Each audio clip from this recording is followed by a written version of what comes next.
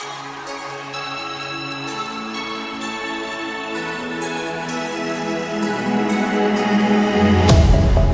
hello, can you hear me as I scream your name? Hello student, welcome to my YouTube channel. I hope you all are doing well.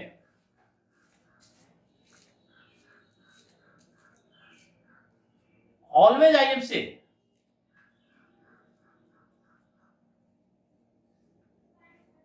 जब भी आप मेरा lecture दो, copy और pen जरूर लेकर आएं।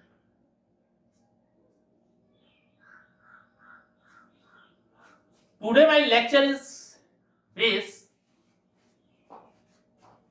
on forms of business organizations. Form of business organizations. Forms of business organizations. Firstly, I introduce to you forms of business organization. Business activities cannot be performed isolations.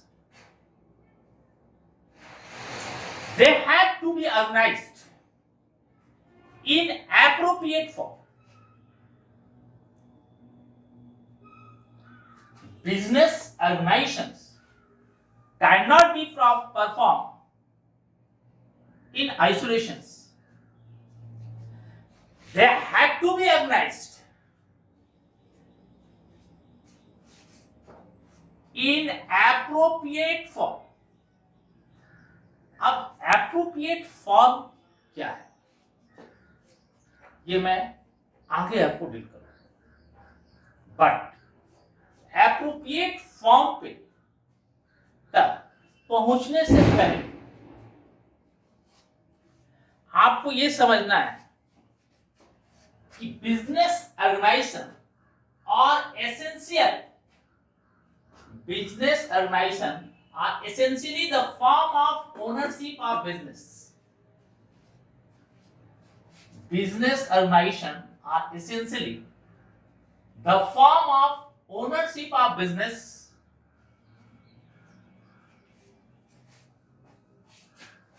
Ownership involve. What is the involve? Capital of investment, management, sharing profit, and long term. Long term. The four contents involved in when you start a business. Again I repeat, business organizations are essentially the form of ownership of business. Ownership involve capital investment, management, sharing profit, and long time durations. Following point always remember in the businessman when he start and when he choose the business forms. While starting, जब भी वो business start करेगा उसके लिए important है choice. और choice किस चीज पर उसका चॉइस डिपेंड करेगा? Capital investment, management, sharing profit and long time durations.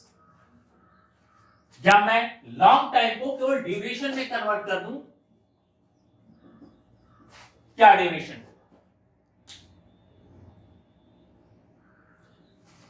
Forms of business organisations को अगर मैं इंट्रोड्यूस करूं तो मैं कह सकता हूं आइसोलेशन में कोई भी बिजनेस परफॉर्म नहीं कर सकता. इसके लिए एक एप्रोप्रिएट फॉर्म होना चाहिए. और वह एप्रोप्रिएट फॉर्म कैसा हो, कहां से वो बिजनेस डीलिंग करेगा, इसके लिए किसी भी बिजनेस ऑर्गेनाइजेशन के लिए आपको इन्वॉल्व होना पड़ेगा किन किन पॉइंट्स पे? Capital of investment, management, sharing profit, duration. ये while you start the business, the following point always remember in your mind.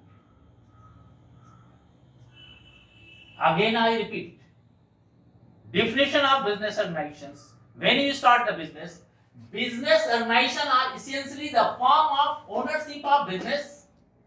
Ownership involve capital investment, management, sharing profit and duration of business. I hope. Do you getting my point? My point is very clear. Related to business organizations. Okay? When I classified how many types of business organizations, business organization divided in three parts. First, private sector. Second, public sector. Third, joint sector. अब private sector किसको कहते हैं? Private sector उस sector को कहते हैं जहां privately मतलब किसी अदर का कोई इंटरफियर उसमें नहीं होता है. प्राइवेटली वो कलेक्ट करते हैं कैपिटल, इन्वेस्ट करते हैं और मैनेजमेंट भी बिजनेस का वही करते हैं. और जो कैपिटल इन्वेस्ट करता है, जो मैनेजमेंट करता है, वही बिजनेस का प्रॉफिट शेयरिंग रेशियो रिसीव भी करता है, टेक भी करता है. इस प्राइवेट सेक्टर में डिसीजन मेकिंग पावर उसका होता है जो कैपिटल इन्वेस्ट करता है और उसी के अकॉर्डिंग फाइनल डिसीजन लिए जाते हैं या फाइनल डिसीजन उनके द्वारा किए जाते हैं.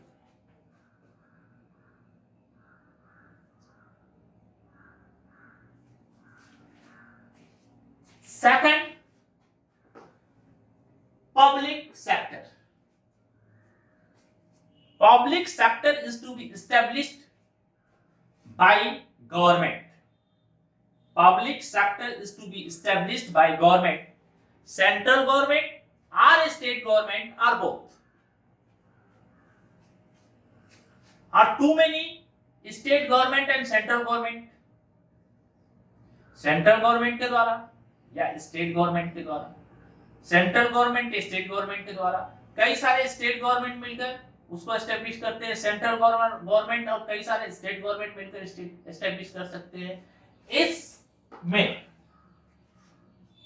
इस सेक्टर में सैल यानी SL steel authority of India limited, GAIL gas authority of India limited, LIC life insurance corporation etcetera जो कंपनियां हैं वो सब पब्लिक सेक्टर की कंपनियां हैं.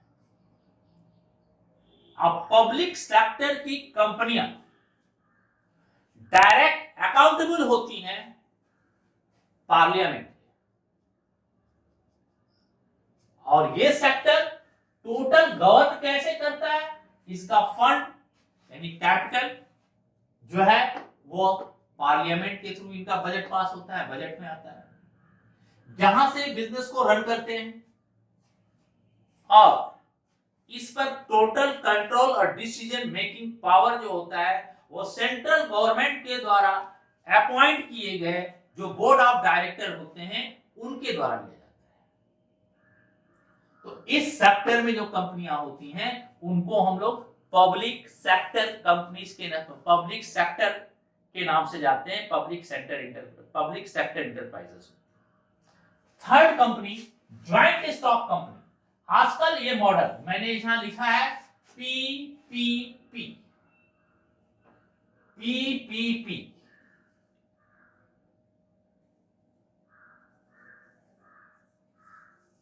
पीपीपी का मतलब पब्लिक प्राइवेट पार्टनरशिप, नाम ही हो गया पब्लिक प्राइवेट पार्टनरशिप। मतलब ये प्लस ये अगर दोनों को जोड़ दिया जाए तो ये क्रिएट क्या हो गया, ज्वाइंट सेक्टर। यानी इस सेक्टर में प्राइवेट इंटरप्राइजेस भी इन्वॉल्व होते हैं और गवर्नमेंट भी इन्वॉल्व होते हैं। इंडिया में एट प्रेजेंट टाइम में इस सेक्टर की एक्टिविटीज ज्यादा ऑपरेट गवर्नमेंट के द्वारा करने की चेष्टा की जा रही है।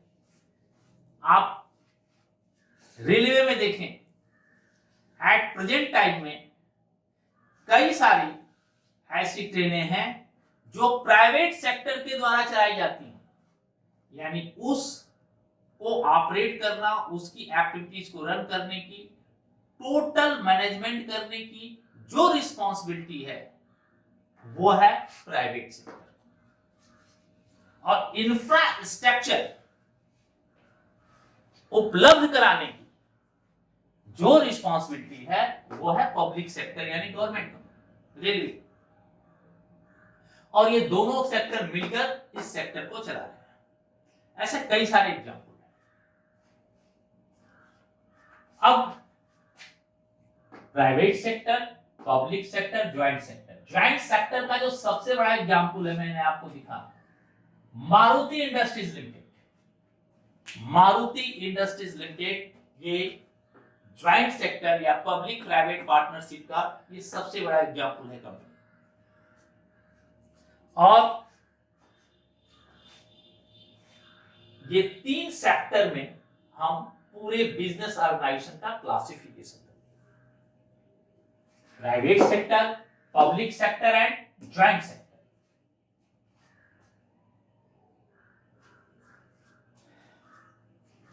Do you all getting my point? My point is very clear. All type of business organizations is classified in three. First, private sector. Second, public sector. And third, private-public partnership means joint sector.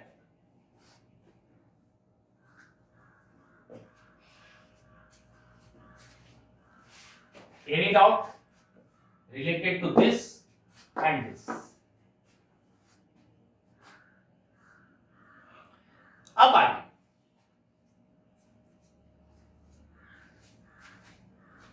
Private sector में वो कौन कौन से enterprises हैं जिन्हें हम private sector में involve करते हैं। फर्स्ट चीज समझ लीजिए कि प्राइवेट सेक्टर का capital investment, controlling power, decision making and activities उनके द्वारा होती है जो कैपिटल इन्वेस्ट करते हैं, उनके द्वारा वो ऑपरेट होती है। और प्राइवेट सेक्टर में ये सभी जितने भी हैं जिनका मैं नाम ले रहूंगा या जो पॉइंट्स हैं, ये सभी अपने आप में डिसीजन मेकिंग पावर रखते हैं और कैपिटल का कलेक्शन करना या कैपिटल कलेक्ट करके बिजनेस में इन्वेस्ट करने की टोटल रिस्पांसिबिलिटी इनकी। और यही जब वो रिस्पांसिबिलिटी है तो यही डिसीजन भी लेते हैं बिजनेस एक्टिविटी से रिलेटेड किसी भी पॉइंट से, और यही मैनेजमेंट भी करते हैं। लेकिन सभी फॉर्म्स का रोल अलग अलग है। मैंने पहले कहा ना कि capital investment, management, sharing, profit, durations, इन सब पॉइंट्स को माइंड में रखकर ही हम किसी बिजनेस फॉर्म्स के बारे में थिंकिंग कर सकते हैं, क्योंकि आप किसी भी ऑर्गेनाइजेशन को सेल्फ आइसोलेशन में रख के वो परफॉर्म नहीं कर सकता। परफॉर्म करने के लिए उसके पास एक प्लेटफॉर्म होना चाहिए। वो जो प्लेटफॉर्म होगा वो फॉर्म्स ऑफ बिजनेस होगा, और फॉर्म्स ऑफ बिजनेस में ये सारे पॉइंट्स को बिजनेस स्टार्ट करने से पहले उसे माइंड में रखना पड़ेगा। अगर वो प्राइवेट सेक्टर की बात हम कर रहे हैं तो प्राइवेट सेक्टर में जो सबसे बड़ा रोल प्ले करता है हमारे इंडिया में वो है सोल प्रोप्राइटरशिप। सोल प्रोप्राइटरशिप का मीनिंग है एक व्यक्ति सिंगल ओनर अपने तमाम बिजनेस एक्टिविटीज को रन करता है, अपने पास से या किसी से बारोइंग करके वो अपने बिजनेस में पैसा इन्वेस्ट करता है, डिसीजन लेने का पावर वो इसका है, रिस्क वो बियर करता है। जहां पर सारी चीज सिंगल पर्सन के हाथ में है, सारी एक्टिविटीज रन करने की जो रिस्पॉन्सिबिलिटी है वो एक पर्सन के हाथ में है और वह पर्सन सारी चीज को एक्टिवेट करता है, मैनेज करता है, कंट्रोल करता है, डिसीजन लेता है। ऐसे बिजनेस ऑर्गेनाइजेशंस को हम जिस नाम से जानते हैं उसे कहते हैं sole proprietorship firm. Second point, इसे हम HUFB कहते हैं, हिंदू अनडिवाइडेड फैमिली बिजनेस।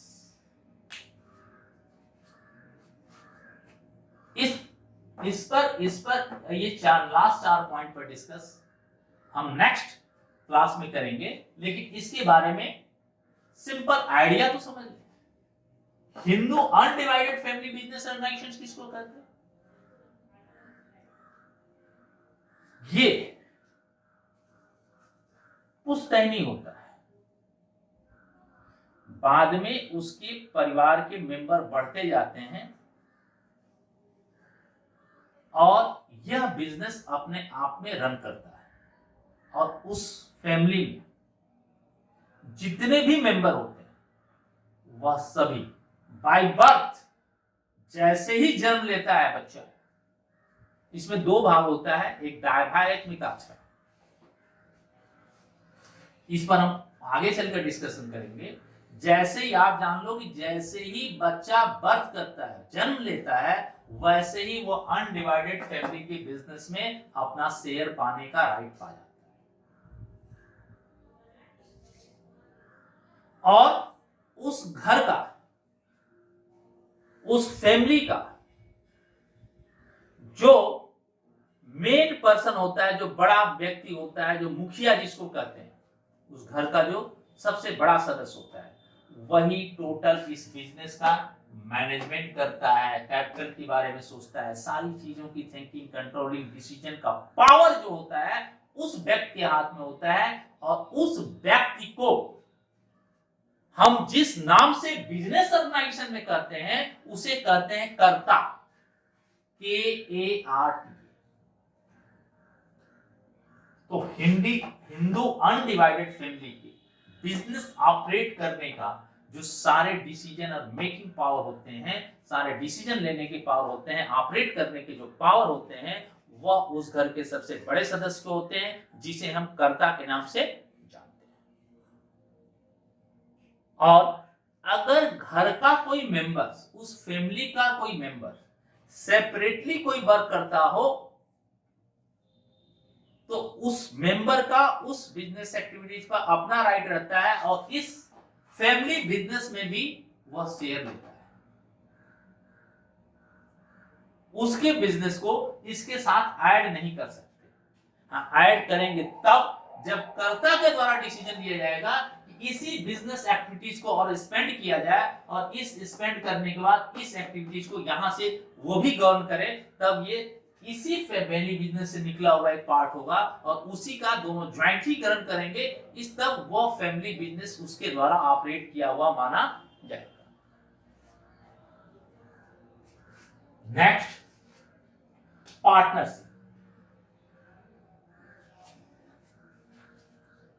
ये एक अपने आप में एक अलग बिजनेस एक्टिविटीज है जो स्मॉल साइज के बिजनेस से लेके बड़े साइज के बिजनेस तक इस बिजनेस फॉर्म्स के द्वारा ऑपरेट किया जा सकता है। पार्टनरशिप नाम ही है partner, when two or more person are agreed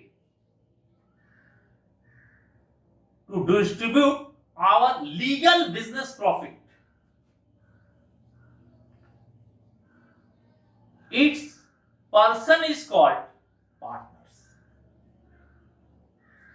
जब दो या दो से अधिक व्यक्ति किसी लीगल बिजनेस के प्रॉफिट को आपस में बांटने के लिए सहमत होते हैं, एग्री होते हैं, तो जितने लोग उसमें इन्वॉल्व होते हैं, एग्री होते हैं, वह सारे लोग पार्टनर्स कहे जाते हैं। और इनके द्वारा जो बिजनेस चलाया जाता है वह बिजनेस पार्टनरशिप कही जाती है। इसमें 3 पॉइंट सबसे ज्यादा इंपॉर्टेंट है। और एक चीज बता दें, यहां पर हम जो पार्टनरशिप थ्योरेटिकल पार्ट बीएसटी में करेंगे, यही नेक्स्ट क्लास में यानी 12th में यही पार्टनरशिप अकाउंटिंग बुक्स हो जाएगी, अकाउंटिंग ट्रीटमेंट हमको करना पड़ेगा। और पार्टनरशिप फर्म का अकाउंट्स कैसे प्रिपेयर किया जाएगा, कैसे लिखा जाएगा, ये आपको 12th में बुक्स वॉल्यूम 1 बुक्स में आपको मिलेगा।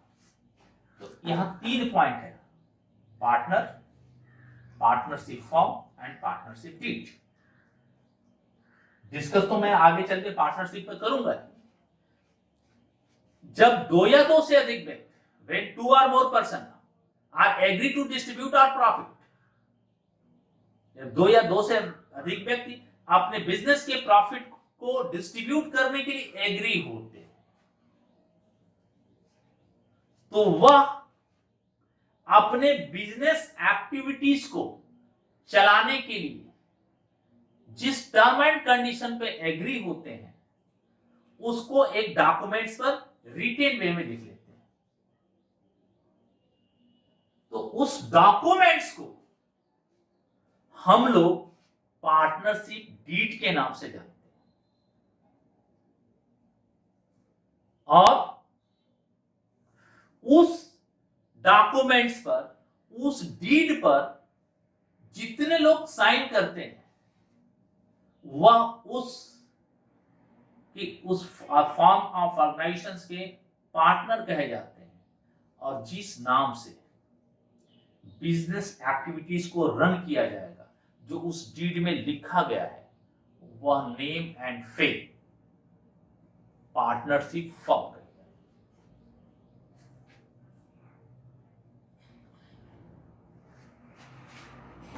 ये हो गया पार्टनरशिप। अब आइए कोऑपरेटिव सोसाइटी। कोऑपरेटिव सोसाइटी 6-7 तरह की इंडिया में इस समय रन कर रही है। कोऑपरेटिव सोसाइटी का नाम है कोऑपरेटिव, यानी जितने लोग उसके मेंबर होते हैं वही लोग उस बेनिफिट को प्राप्त करते हैं। न केवल प्राप्त करते हैं बल्कि अगर कोई प्रॉफिट होती है तो उस प्रॉफिट का डिस्ट्रीब्यूशन भी उन्हीं लोगों के बीच में किया जाता है। कंज्यूमर कोऑपरेटिव सोसाइटी है, हाउसिंग कोऑपरेटिव सोसाइटी है, मिल्क की कोऑपरेटिव सोसाइटी है। ये जितनी भी सोसाइटियां हैं, ये सारी सोसाइटी अपने मेंबर्स के बेनिफिट के लिए ऑपरेट की जाती है। और इन सोसाइटियों के द्वारा बिजनेस एक्टिविटीज भी रन की जाती है। हमारे यहाँ अभी हम लोगों की तरफ तो ऐसी सोसाइटियों का डेवलपमेंट बहुत कम हुआ है, लेकिन महाराष्ट्र वगैरह, गुजरात वगैरह में ऐसी सोसाइटियां का, वहां का हर 5 में से 2 मेंबर, 1 मेंबर उस सोसाइटी के मेंबर हैं और उस सोसाइटी के बेनिफिट को उठाते हैं, गांव से लेकर सिटी एरिया तक। और इस सोसाइटी के द्वारा वो प्रॉफिट भी डिस्ट्रीब्यूट करते हैं और कई सारे परक्यूजिस्ट भी बेनिफिट भी उठाते हैं। एक फॉर्म ऑफ बिजनेस ये भी है cooperative society. Joint stock company, joint stock company क्या है?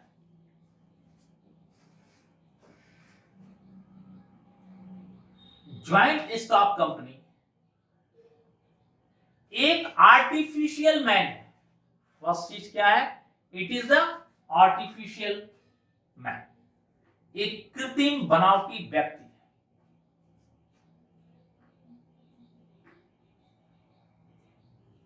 इसकी सेपरेट बिजनेस एंटिटी होती है, यानी इसकी अपनी एंटिटी अपने मेंबर से, अपने इन्वेस्टर से अलग होती है। ये अपने नेम एंड फेम के नाम से जानी जाती है और ये अपने बिजनेस को ऑपरेट करने के लिए जिस चीज का यूज करती है उसे बोलते हैं परपेचुअल कॉमन सील, जिसको हम कहीं जाते हैं ना तो मोहर मार लगाते हैं, ऐसा मोहर लगाकर साइन कर दीजिए। तो परपेचुअल कॉमन सील जो है उसके द्वारा अपनी एक्टिविटीज को रन करती है। इसके नोज, इसके आईज, इसके ईयर, नाक, आंख, कान जो होते हैं, जिससे देख सकती है, जिससे सुन सकती है, जिसे सूंघ सकती है, वो होते हैं board of director. Board of director, चूंकि इसमें बहुत सारे member small small capital invest करते हैं, क्योंकि उनके पास बिजनेस एक्टिविटी चलाने के लिए कोई एक्सपीरियंस नहीं होता, या वो सेल्फ में कोई ऐसी बिजनेस ऑपरेटिंग एक्टिविटी चलाने के लिए रिस्क नहीं लेना चाहते, या ऐसा भी हो सकता है कि वह छोटे स्मॉल स्केल बिजनेस के अपॉर्चुनिटी में न जा रहे हैं, वो सोचते हैं कि हम बड़े बिजनेस में अपने आप को इन्वॉल्व करें, तो उनके लिए ज्वाइंट स्टॉक कंपनी सबसे बड़ा अच्छा रास्ता है बिजनेस प्रॉफिट को अर्न करने के लिए, बिजनेस डीलिंग को डील करने के लिए। अब ये जो ज्वाइंट स्टॉक कंपनी है, बहुत सारे मेंबर्स होते हैं, बहुत सारे मेंबर स्मॉल स्मॉल कैपिटल उसमें इन्वेस्ट करते हैं, और इन मेंबर्स के द्वारा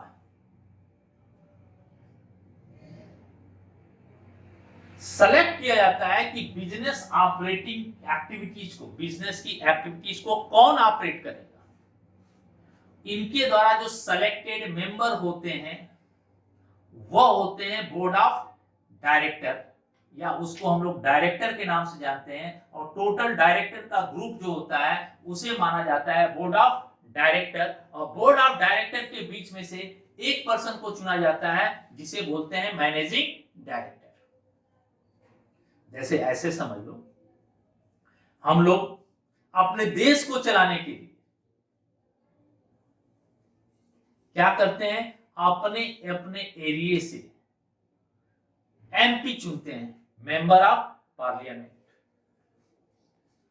जब ये एमपी चुनकर जाते हैं वहां पर, तो ये क्या होते हैं, पार्लियामेंट के उस टाइम के मेंबर होते हैं, और ये क्या करते हैं, उसमें से एक व्यक्ति को चुनते हैं जिसे कहते हैं प्राइम मिनिस्टर। प्राइम मिनिस्टर को सेलेक्ट करते हैं, और वहां पर मिनिस्ट्री पे अलग अलग मेंबर चूज किए जाते हैं। तो वो क्या हो गया, बोर्ड हो गया, बोर्ड ऑफ पार्लियामेंट क्या हो, board of directors.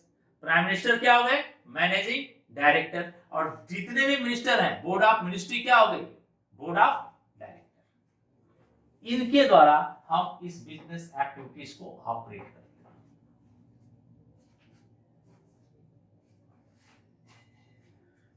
Do you all getting my points? If any doubt, then give me your doubt in my comment box. Okay? अब इसमें जो सबसे इंपॉर्टेंट चीज है, जो पूरे हमारे इंडिया में अगर सबसे ज्यादा कंज्यूमर को फैसिलिटीज प्रोवाइड करता है, कंज्यूमर तक रूरल एरिया से लेके अर्बन एरिया तक जो सारी फैसिलिटीज को प्रोवाइड करता है, जहां हर एक चीज कंज्यूमर को उसके हिसाब से मिल जाती है, वह एरिया है sole proprietorship. Sole proprietorship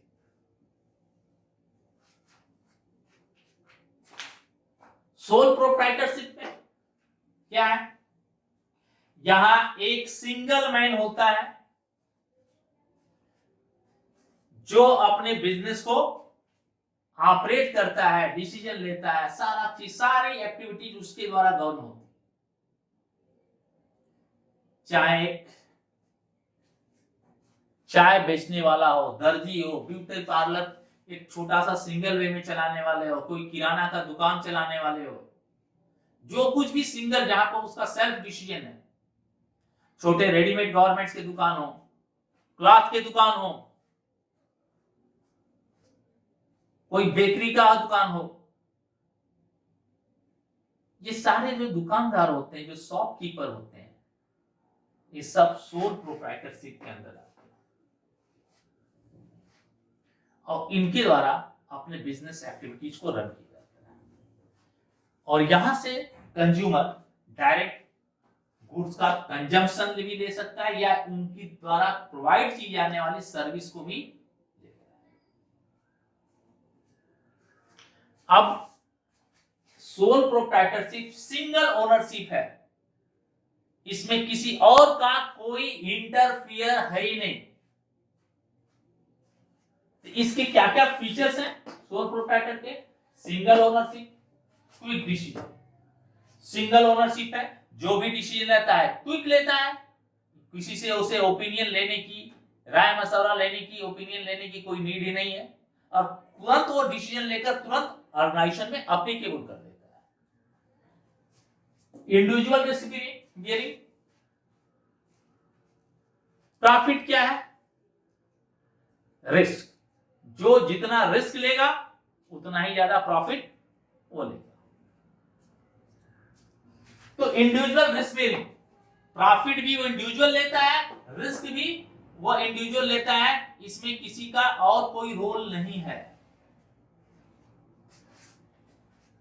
no separate legal entity, क्योंकि बिजनेस इसी के नाम से जानी जाती है और ये उस बिजनेस के नाम से जाना जाता है।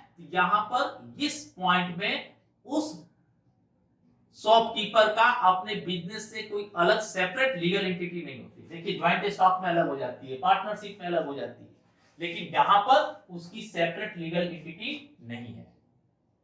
बिजनेस और वो दोनों एक दूसरे के ऊपर डिपेंडेंट है और दोनों ही एक ही चेयर से जान जाते हैं, इसलिए उसका कोई लीगल एंटिटी सेपरेट नहीं है। फ्रीडम ऑफ ऑपरेशन, अपने बिजनेस एक्टिविटीज को कब करना है, कैसे करना है, कहां करना है, किसके लिए करना है, उसके लिए उसका डिसीजन अपने बिजनेस एक्टिविटीज के ऑपरेशन को करने के लिए फ्री है, उस पर किसी का जोर नहीं है, वो सारे डिसीजन मेकिंग पावर को लेता है। अनलिमिटेड लायबिलिटीज, ये देखिए इसका फीचर्स भी है, इसका मेरिट भी है और इसकी डीमेरिट भी है। एक ये मात्र ऐसा पॉइंट्स है सोल प्रोप्राइटरशिप में, अनलिमिटेड लायबिलिटीज, जो इसका फीचर्स भी होता है, इसकी मेरिट होती है और इसकी डीमेरिट भी होती है। अनलिमिटेड का मतलब अगर बिजनेस आपने लायबिलिटीज को पे ऑफ करने में एबल नहीं होता, यानी बिजनेस की लायबिलिटीज उसके एसेट से अधिक हो जाती है। दूसरे शब्दों में कहें कि बिजनेस को जितना पैसा देना है दूसरे को, आउटसाइडर को, बिजनेस उस समय ऐसा एबल नहीं है कि आउटसाइडर को अपना पेमेंट दे पाए। उस समय उस बिजनेसमैन की जो अपनी पर्सनल एसेट है उस पर्सनल एसेट को एक्वायर कर लिया जाएगा, उसे बेचकर और बिजनेस की लायबिलिटीज को जो उसके द्वारा ऑपरेट किया जाता है उस लायबिलिटीज को पे ऑफ किया जाएगा।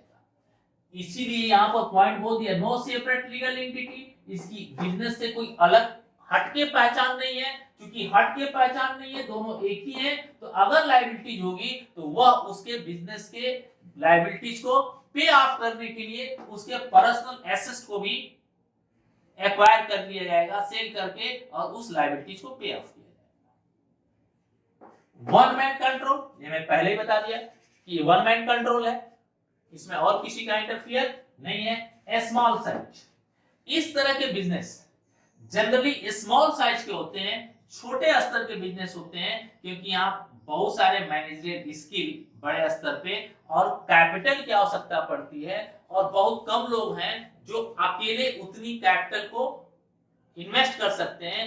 इसलिए ये सामान्य व्यक्तियों के लिए, जनरल पर्सन के लिए, छोटे छोटे दुकानदारों के लिए ये सबसे अच्छा सेक्टर है बिजनेस करने के लिए। स्मॉल साइज है।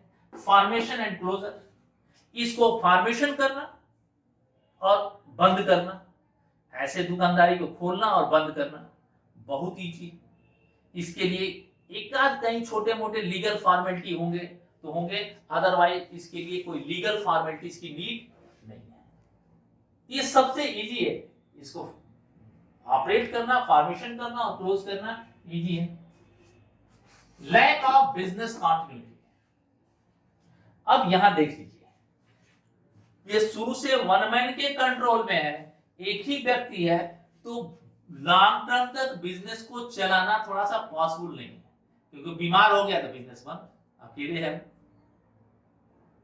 अगर वो एबल नहीं हुआ, डिसएबिलिटी आ गई उसके अंदर, तब भी बिजनेस बंद। तो लॉन्ग टर्म तक बिजनेस ऑपरेट करना, लंबा कंटिन्यूटी बनाए रखना एक सिंगल मैन के लिए पॉसिबल नहीं है। कुछ भी होगा तो वो बिजनेस एक्टिविटी जो है वहां ब्रेक हो जाएगी। तो ये एक इसका फीचर्स है। Single ownership, individual risk bearing, no separate legal entity, freedom of operation, unlimited liabilities, one man control, small size, formation and closure, lack of business continuity.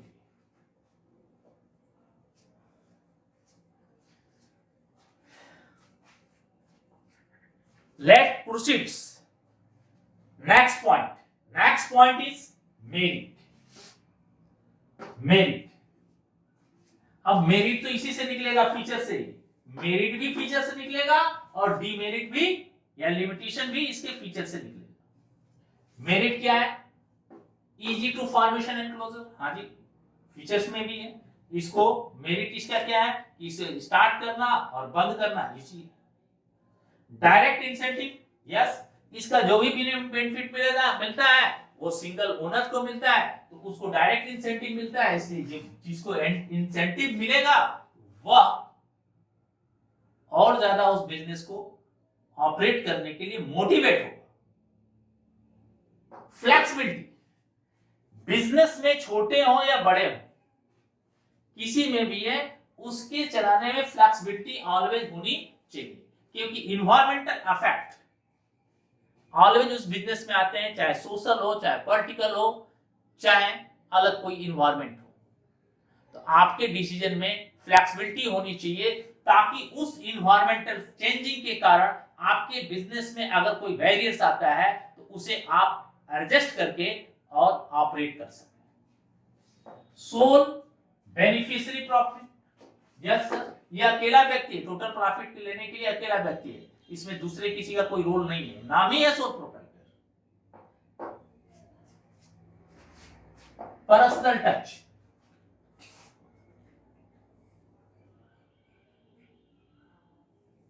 Personal touch, इसके एक बहुत बड़ी मेरिट है।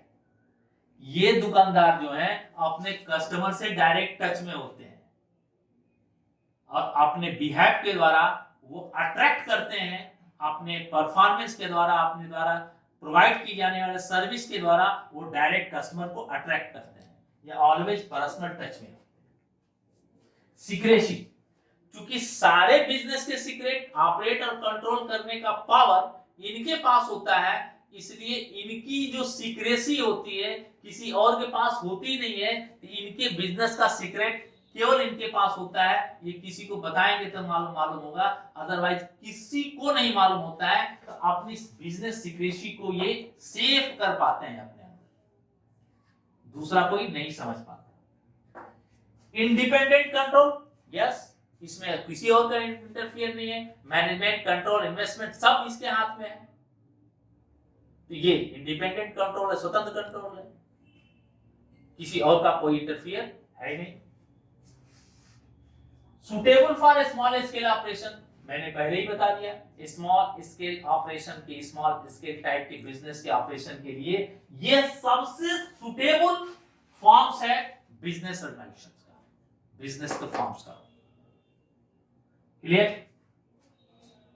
डीमेरिट या limitation, हाँ जी, demerit and limitation सबसे बड़ा इसका क्या है? लिमिटेड फाइनेंस, यानी कैपिटल पूंजी इनके पास लिमिटेड होती है, बहुत ज्यादा पैसा इनके पास नहीं होता, और प्रॉफिट भी चूंकि उसी बिजनेस के इन्वेस्ट किए गए कैपिटल के अकॉर्डिंग होता है, इसलिए बहुत ज्यादा इनके पास अपने पर्सनल एक्सपेंसेस भी होते हैं, हाउस एक्सपेंसेस भी होते हैं, वहां भी इनकर्ड करता है एक्सपेंसेस। तो इसके पास फाइनेंस की तो प्रॉब्लम है, और लिमिटेड फाइनेंस इसके पास होते हैं, बहुत लंबा बड़ा कैपिटल इनके पास इन्वेस्ट करने के लिए नहीं होता। तो ये इसकी डीमेरिट है, लिमिटेशन है। अनलिमिटेड लायबिलिटी, मैंने आपको समझाया अनलिमिटेड लायबिलिटी फीचर्स भी है, मेरिट भी है और डीमेरिट भी है। मेरिट में मैंने इसको नहीं डाला, लेकिन मेरिट है क्यों कि आपके पर्सनल एसेट्स हैं, तो आपके बैंक वगैरह से लोन लेने में आपको बहुत अच्छी सहूलियत मिलती है, क्योंकि बैंक जानता है कि आपके पर्सनल एसेट्स में भी हम लोन दे सकते हैं, क्योंकि आपकी लायबिलिटी बिजनेस की अनलिमिटेड है।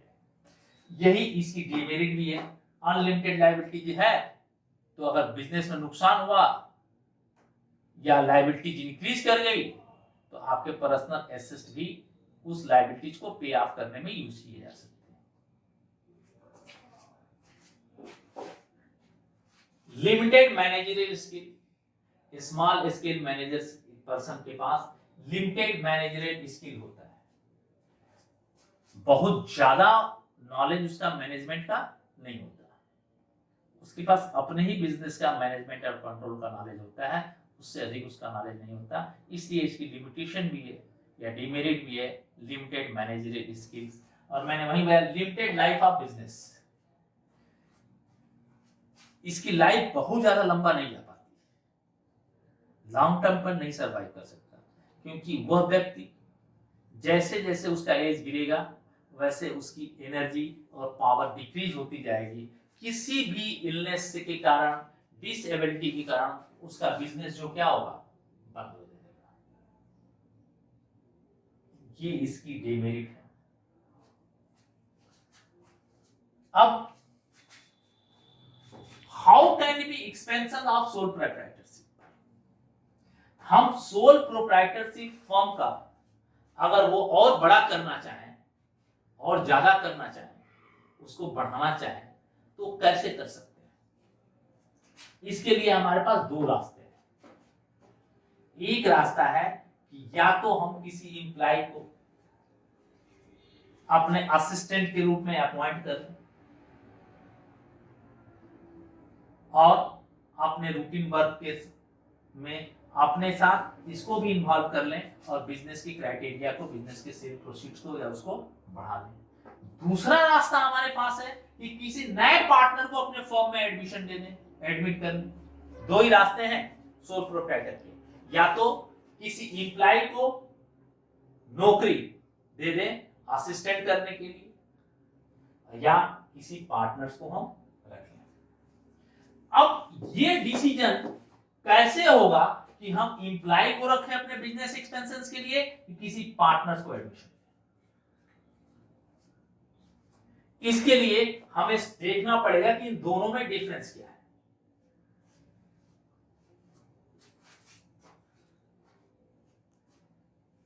अवेलेबिलिटी, इसको रखेंगे तो हमेशा अवेलेबल होगा और इससे हम अपने हिसाब से वर्क ले सकते हैं, लेकिन पार्टनर्स को रखेंगे तो वो भी हमारे डिसीजन में इंटरफियर करेगा, तो इसकी भी बात हमें सुननी पड़ेगी। लेकिन यहां पर एम्प्लॉय केवल हम ये अपना केवल ओपिनियन सुझाव दे सकता है, ऑर्डर नहीं दे सकता। हमें अपने डिसीजन लेने पड़ेंगे। कंट्रोल की बात आएगी तो अगर एम्प्लॉय को रखेंगे तो टोटल कंट्रोल बिजनेस का हमारे पास है, दूसरे के पास नहीं है। लेकिन अगर पार्टनर रखेंगे तो उसे भी कंट्रोल उसके पास भी बिजनेस का आ जाएगा।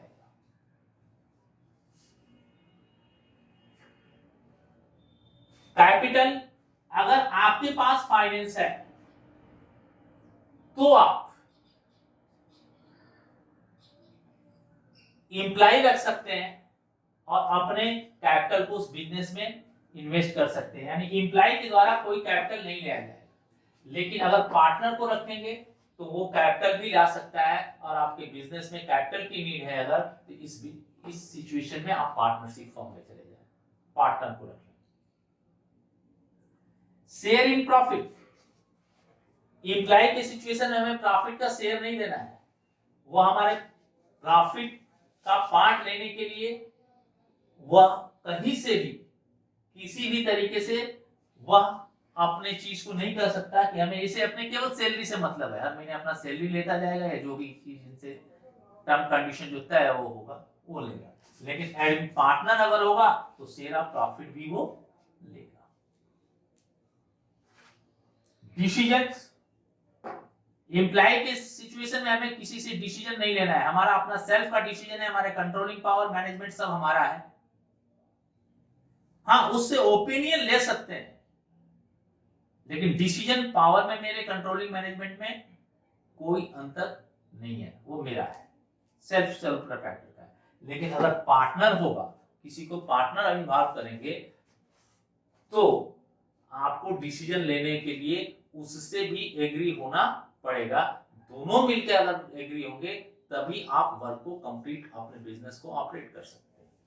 रिमूवेबल, एम्प्लॉय को जब चाहे तब आप निकाल सकते हैं, रिमूव कर सकते हैं, इसके लिए कोई विशेष प्रोसेस करने की आपको नीड नहीं है।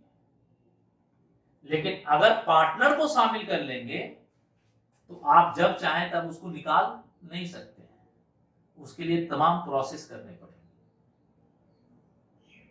यहाँ एक चीज है, डिवीजन ऑफ वर्क, एम्प्लॉय से आप डिवीजन ऑफ वर्क करा सकते हैं कि तुम ये करो, तुम्हारा काम ये है, ऐसे है। पार्टनर्स के साथ डिवीजन ऑफ वर्क करने में कॉन्फ्लिक्ट होती है, वो कहेंगे नहीं जो आप कहेंगे वो हम भी करेंगे, दोनों लोग साथ ही करेंगे, क्या दिक्कत है, यहाँ कॉन्फ्लिक्ट आ जाता है। कंक्लूजन ये है कि जब सोल प्रोप्राइटरशिप फर्म के बिजनेस को एक्सपेंशन करना है तो अगर आपके पास कैपिटल है या कैपिटल से रिलेटेड कोई बिजनेस कोई वर्क नहीं करना है और तब उसके साथ ही बिजनेस को हमको ग्रोथ करना है, तो ऐसे सिचुएशन में हम एम्प्लॉय रख लेंगे असिस्टेंट करने के लिए, ताकि हमारे बिजनेस के और किसी का कोई इंटरफियर ना हो। लेकिन जहां कैपिटल की नीड है और मैनेजमेंट करने की, स्किल्ड मैनेजमेंट की नीड है, किसी टेक्निकल चीज की नीड है जिसके कारण हमारा बिजनेस एक्सपेंशन नहीं हो पाएगा, उस सिचुएशन में हम पार्टनर्स को रखकर अपने बिजनेस को और ग्रोथ कर सकते हैं। I hope do you all getting my points? If any problem or any point is not clear, please write in comment box. Okay, next lecture is tomorrow. Thank you.